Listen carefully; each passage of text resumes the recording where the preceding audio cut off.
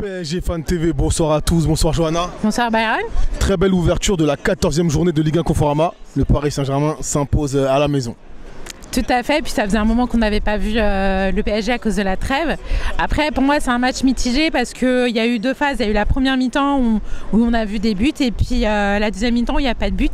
Et ça fait un moment que l'on voit des matchs. On l'a vu aussi avec Marseille, où ça marque à la première mi-temps et puis une deuxième mi-temps, plus rien. Je ne sais pas ce qui mange au vestiaire, ce qui boit au vestiaire, mais après, il n'y a plus de but. Est-ce qu'on ne doit pas se dire que c'est naturel ? Sachant que quand tu commences une seconde mi-temps avec 2 buts d'avance, tu dis forcément que c'est l'adversaire qui doit aller chercher le score. Je suis tout à fait d'accord, mais après là, faut voir que bon, là, j'ai rien à dire sur la compo. Tuchel, il a fait son taf, mais quand tu fais rentrer Cavani, tu fais rentrer Kylian, au moins l'un des deux doit marquer à la deuxième mi-temps pour ce match-là. D'accord. Et tu penses pas qu'on a eu certaines actions justement Oui, on a eu des belles actions. À un moment, Cavani il avait une belle passe. Malheureusement, elle était un petit peu trop haut, donc il n'a pas pu la rentrer.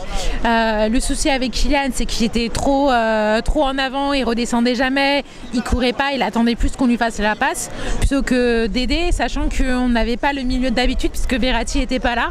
Il n'a pas eu le réflexe de dire bon bah je vais jouer un petit peu plus en arrière.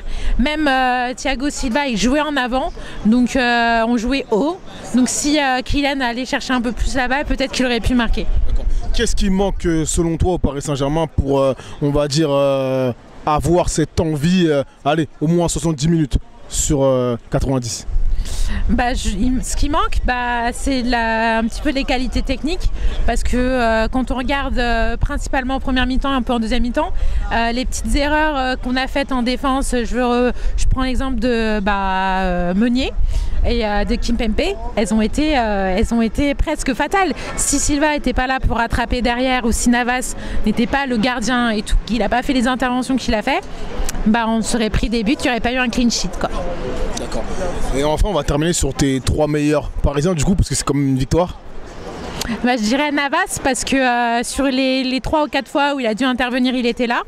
Je dirais Di Maria parce qu'il a été très productif durant le match et puis aussi il a marqué. Et j'ai beaucoup aimé son but. Et après, je pense que je vais mettre Ghana parce qu'il était aussi à l'initiative des buts. Voilà. Merci à toi. De rien.